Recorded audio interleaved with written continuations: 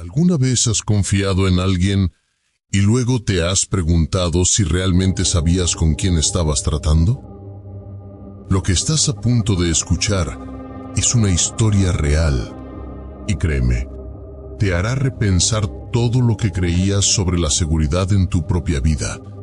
Imagina que todo parece normal, pero lo que no sabes es que alguien está observándote desde un lugar que jamás hubieras sospechado. Quédate con nosotros hasta el final porque esta historia es más que escalofriante. El año 2022.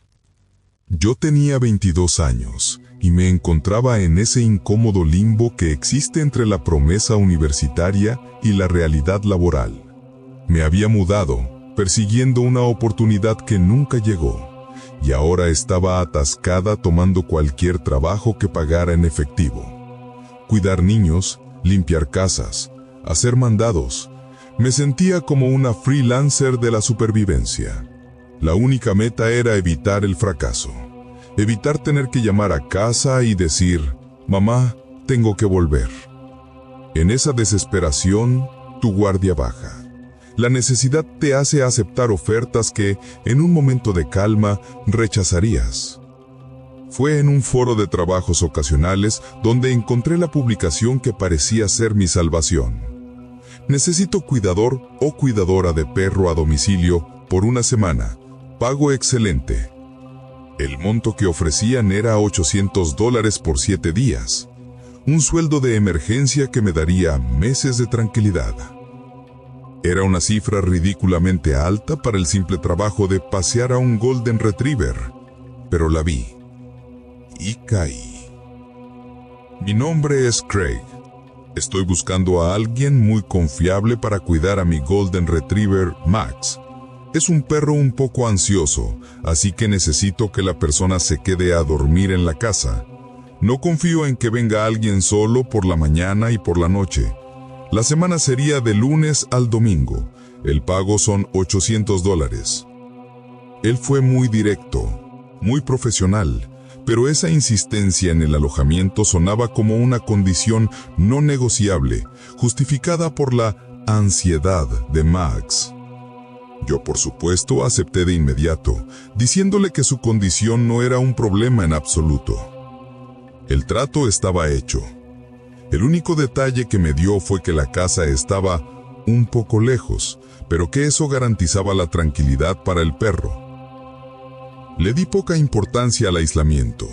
Dejé la ciudad y me adentré en la carretera que me llevaría a la dirección. Cuanto más avanzaba, más se despoblaba el paisaje.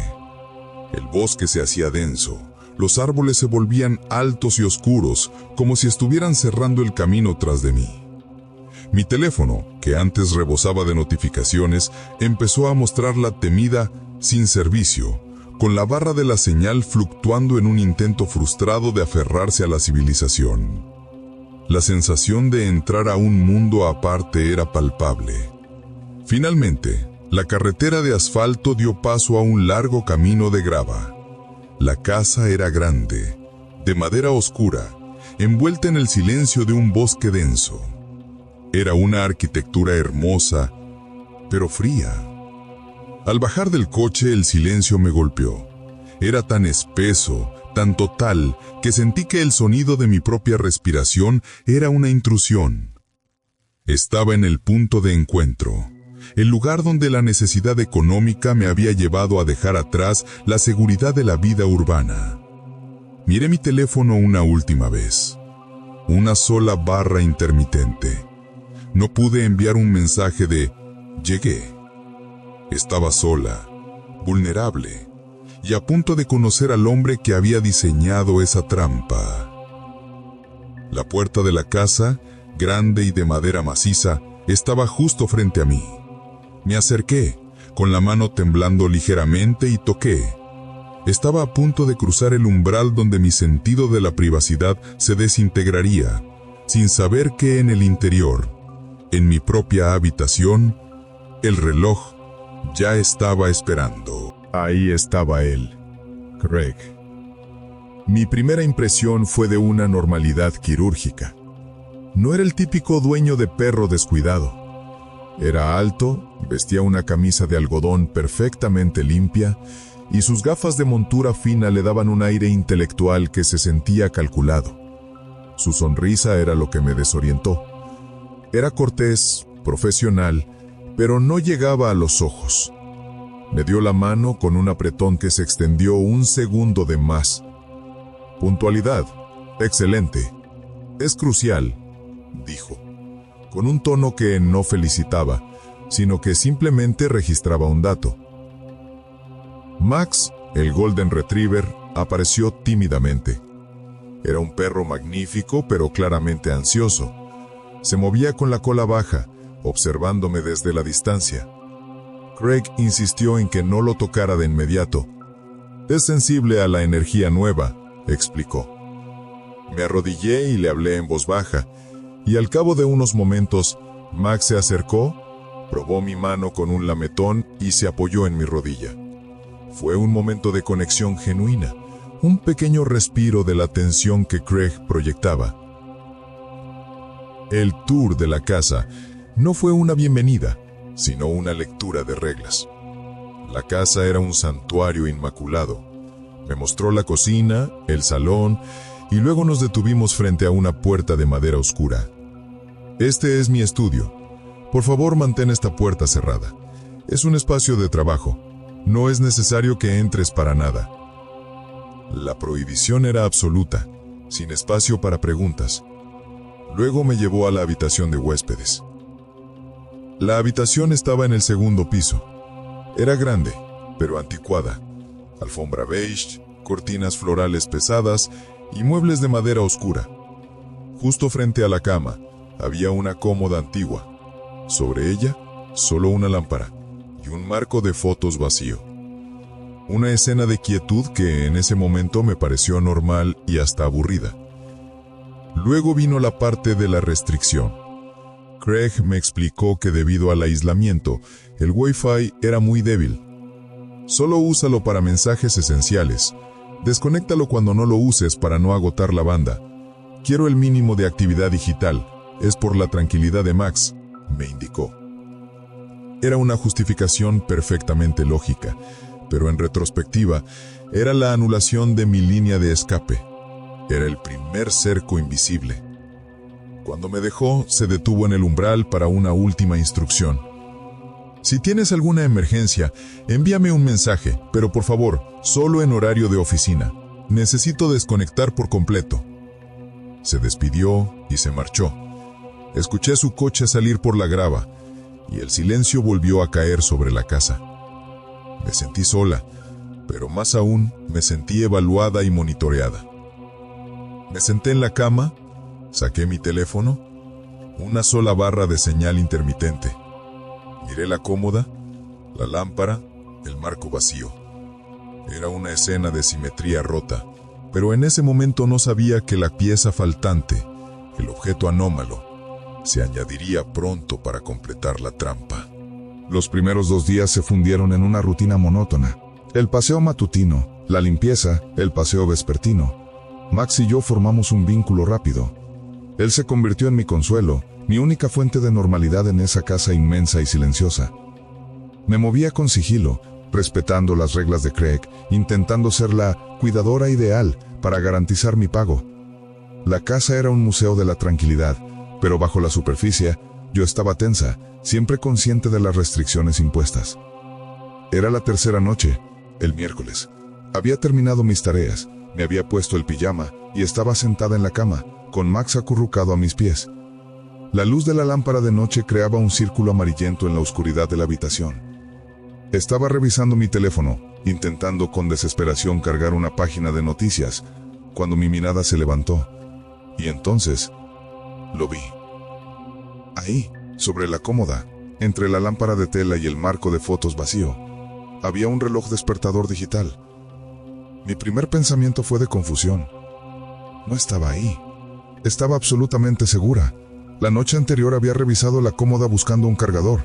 El espacio estaba vacío, salvo por los 2 objetos originales. Pero ahora, ahí estaba, el nuevo objeto de vigilancia. Era un objeto completamente fuera de lugar. La habitación era beige y floral, pesada y antigua. El reloj, en cambio, era de plástico negro brillante, con ángulos duros y una pantalla LED que emitía una luz azul eléctrico y fría. Era una pieza de tecnología moderna impuesta sobre el pasado. Se sentía como una anomalía, un error en la Matrix de la decoración antigua. Me levanté lentamente, sintiendo que mi pulso se aceleraba. Me acerqué. No era solo el contraste lo que me inquietaba, era su posición.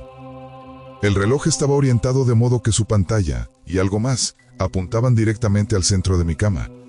Incliné la cabeza y examiné la superficie negra y reflectante. Y entonces lo encontré. Un pequeño agujero negro, del tamaño exacto de la cabeza de un alfiler, justo encima de los números que marcaban la hora.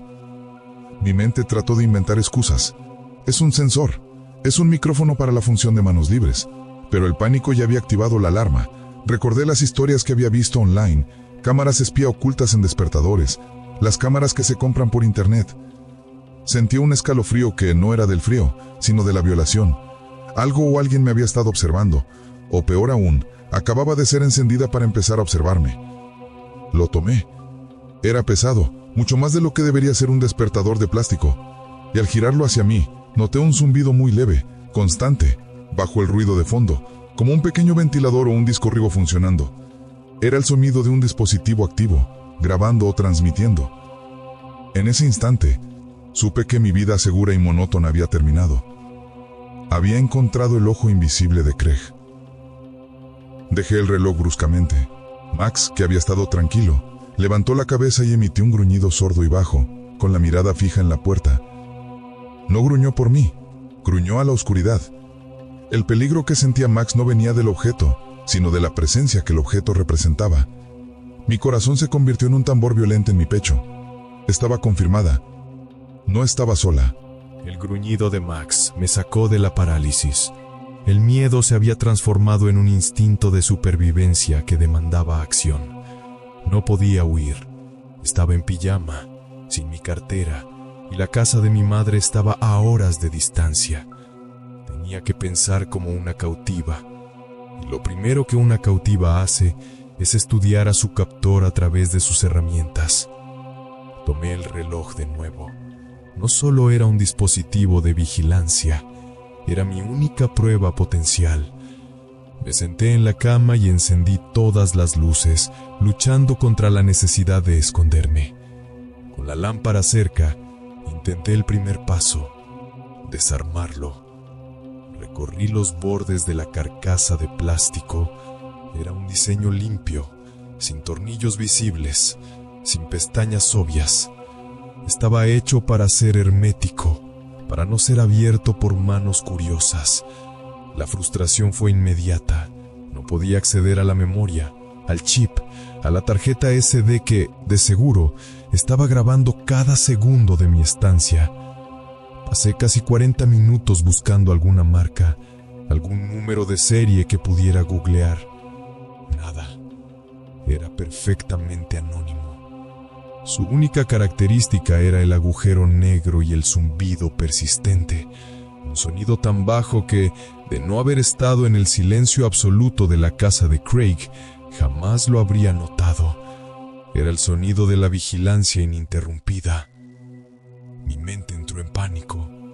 ¿Craig me estaba viendo ahora? ¿Estaba viendo mi desesperación mientras intentaba destruirla? Sentí una necesidad desesperada de contactar al exterior. Saqué mi teléfono. El mensaje a mi amiga de la noche anterior seguía en la bandeja de salida. Intenté enviarlo de nuevo. Falló.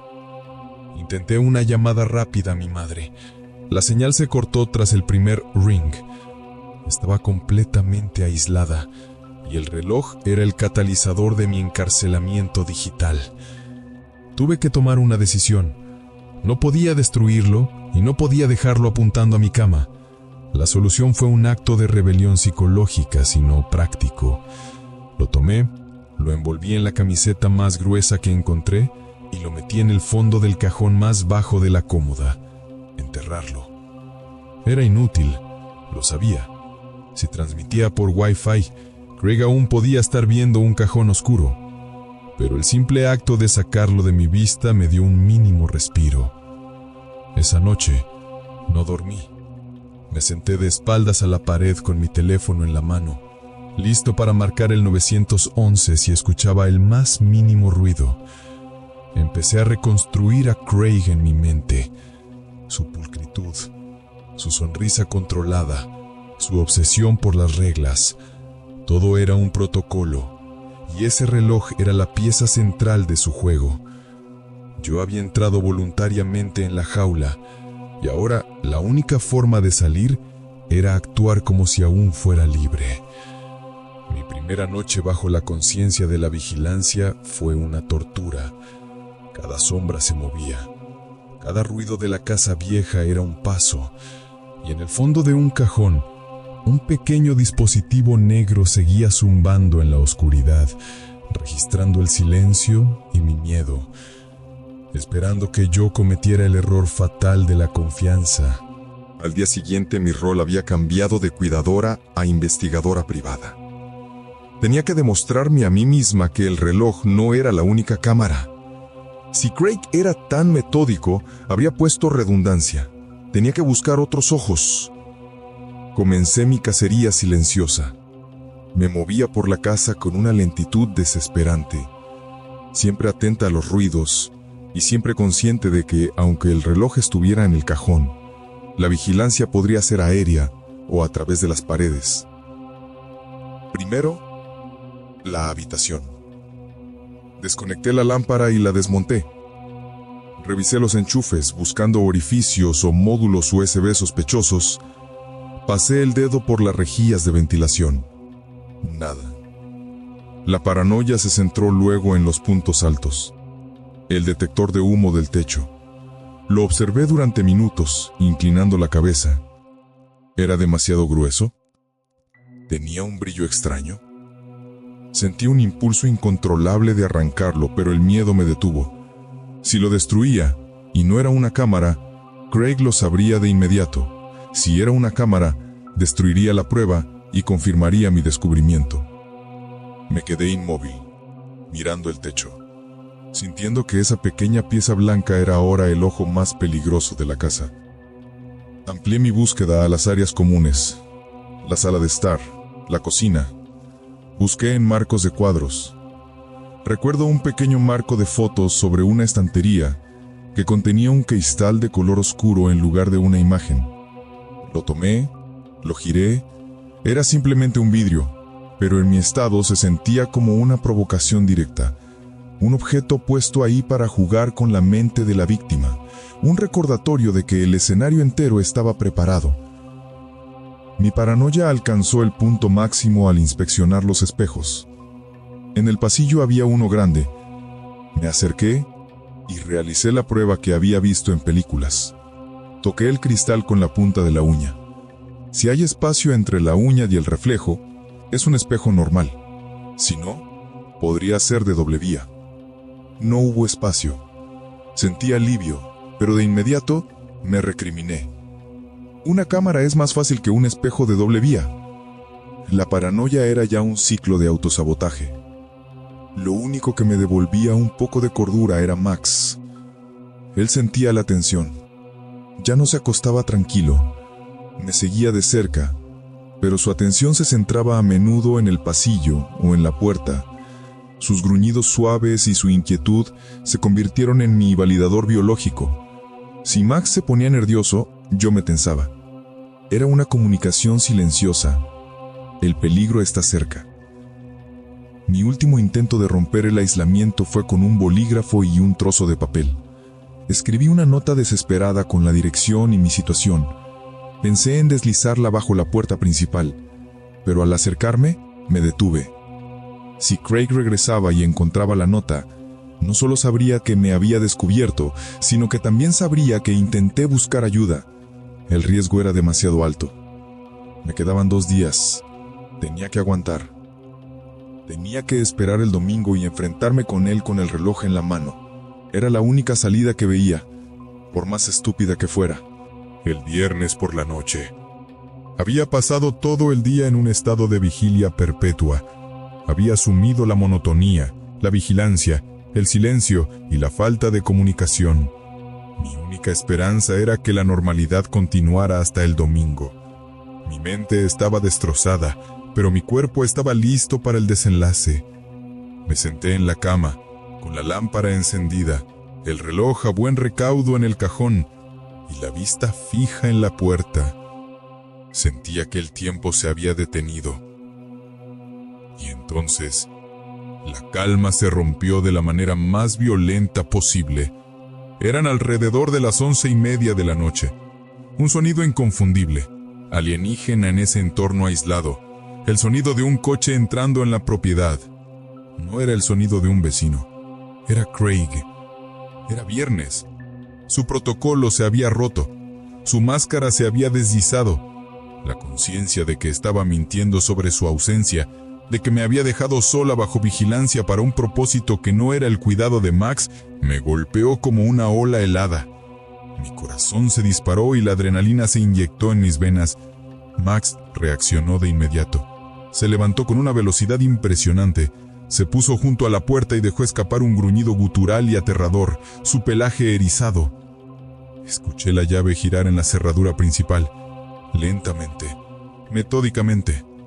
Luego los pasos en el salón, lentos, pesados. Cada paso era una cuenta atrás. Me levanté de golpe, corrí al cajón, saqué el reloj y lo apreté contra mi pecho. Era mi única defensa, mi única prueba. Me pegué a la pared junto a la puerta. No podía escapar por el pasillo. Los pasos se detuvieron justo afuera.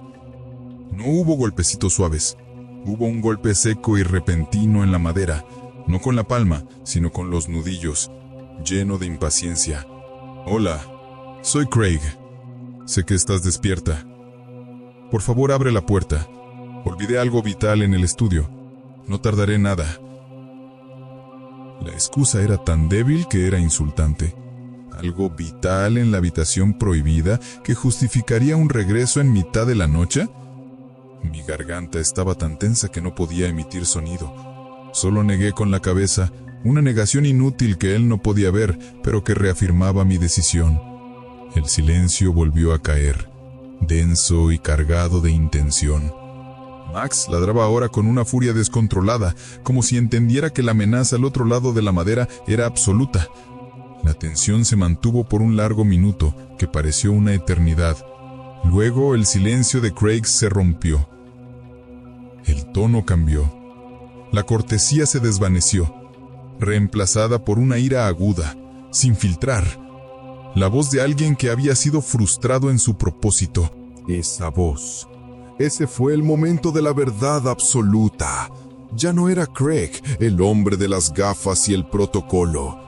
Era el depredador enojado, frustrado porque su víctima había encontrado la trampa. Su grito, «¡Sé que tienes esa cosa!», confirmó que había estado viendo mi pánico, mi búsqueda, mi intento inútil de esconder el reloj. Él lo sabía todo. La puerta tembló con otro golpe violento. Max ladraba histéricamente. En un instante, el miedo se transformó en pura adrenalina. No había tiempo para la justicia, solo para la supervivencia. Me lancé hacia la ventana, que estaba oculta tras las pesadas cortinas florales. Tiré de ellas con una fuerza salvaje. El sonido del tejido rasgándose fue mi último acto de desafío. El pestillo de la ventana era antiguo y estaba duro. Mis manos temblaban, pero la urgencia era más fuerte que la debilidad. Tiré con desesperación, hasta que el mecanismo cedió con un chirrido agudo que se sintió ensordecedor en el silencio de la noche. Apretando el reloj envuelto en mi mano, abrí la ventana lo suficiente para pasar mi cuerpo. Me lancé.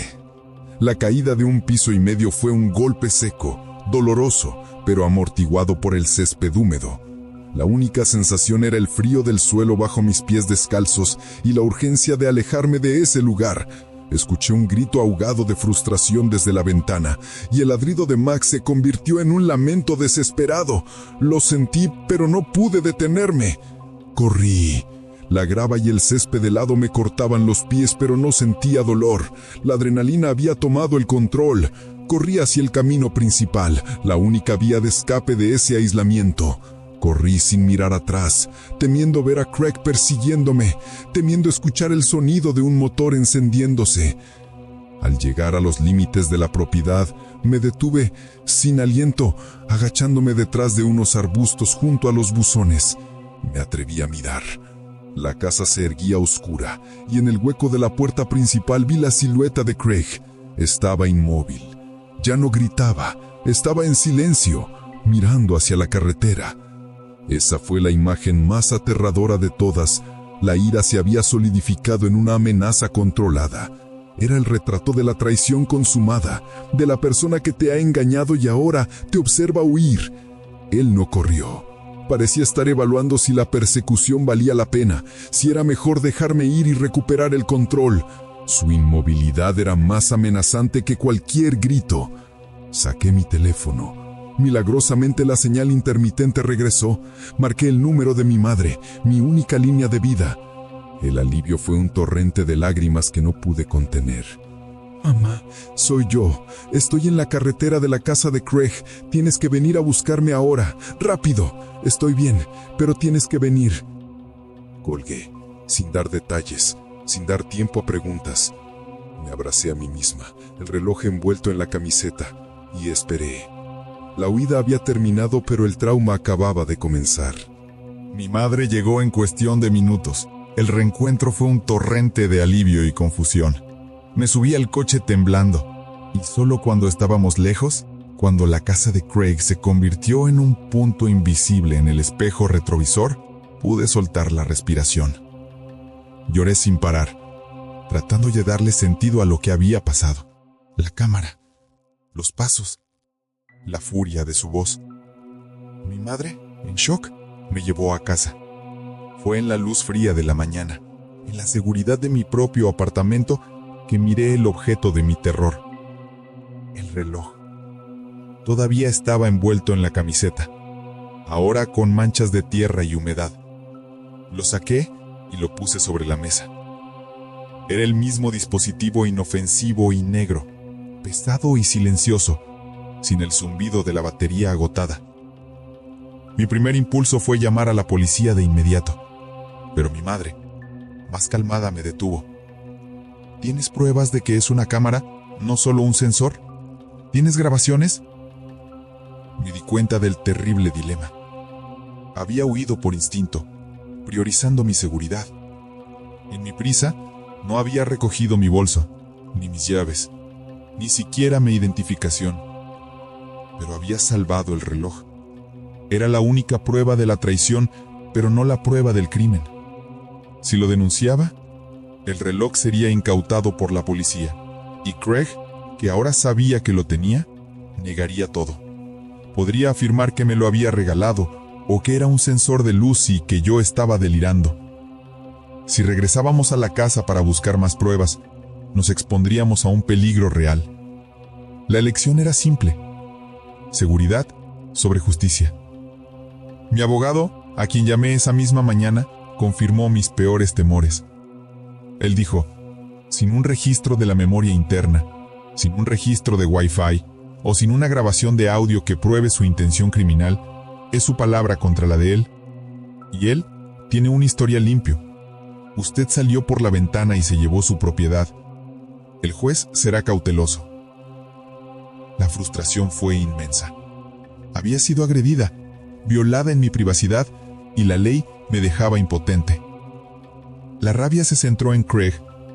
Había sido tan meticuloso, tan profesional, que había diseñado su crimen para que fuera indemostrable. Sabía que si yo descubría el reloj, no tendría tiempo de recolectar pruebas. Él había ganado el juego de la vigilancia. Él había previsto mi reacción y mi huida. El remordimiento me golpeó con fuerza. Max, el perro noble que había sido usado como Evo. ¿Qué le habría pasado? ¿Lo habría abandonado Craig? Intenté contactar a refugios y veterinarios de la zona, pero era un área rural, y mi búsqueda fue inútil. La culpa de dejar atrás a mi único amigo en esa casa solitaria se sumó al trauma. El reloj, ahora guardado en una caja, era solo un recordatorio de que, en la lucha entre la supervivencia y la justicia, yo había tenido que elegir la supervivencia. El fracaso en la oficina del abogado fue el punto más bajo. Me senté ahí con mi madre, sintiendo que había fallado. Había arriesgado mi vida, había huido en medio de la noche, y todo para que el sistema legal me dijera, no es suficiente. El abogado fue profesional, pero sus palabras eran devastadoras. Me explicó el concepto de corpus delicti, la prueba física del crimen. Si el dispositivo no podía ser abierto para acceder a su memoria, o si no se podía demostrar que transmitía activamente, el riesgo de que Craig lo desmintiera era demasiado alto. Podría alegar que es un sensor de luz, un monitor de temperatura inofensivo, me dijo el abogado. Y su huida por la ventana, aunque comprensible, él podría usarla como prueba de inestabilidad. Necesitamos la grabación o una orden que pruebe la vigilancia continua. La paradoja era cruel. El único que tenía la prueba de la vigilancia, la grabación, era el vigilante, y él, por supuesto, no la entregaría. No podía quedarme de brazos cruzados.